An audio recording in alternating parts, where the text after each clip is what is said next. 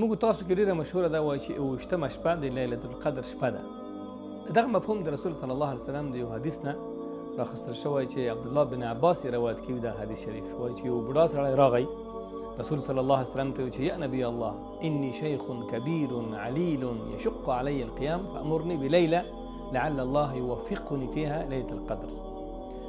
زه بوډا یم، مریض یم، ای رسول د خدای صلی الله علیه وسلم ما ته داسې یوه شپه راوښیه چې هغه تصادف وخوري دی لیلة القدر سره چې زه به هغه کې عبادت وکړم.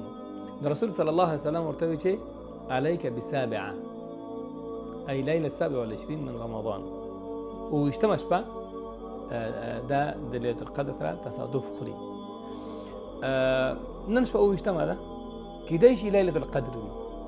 نو راځئ چې خپل همت د لاسه ور نه کړو، راځئ چې عبادت وکړو، راځئ چې کاملا متفرغ شو. دغه تلیفونونه او دغه تلویزیونونه او دغه ملهیاتو نه ځان یو طرف ته کړو. ډېر لږ وخت پاتې دی، ویشتمه مبارکه شپه ده. کیدای شي زموږ ستاسو دغه شپه د لیلة القدر سره تصادف وخوري، نو دا بهتره ده د 83 کالونو او 4 میاشتو عبادت نه د داسې یو فرصت دی چې ورې بیا نه راګرځي.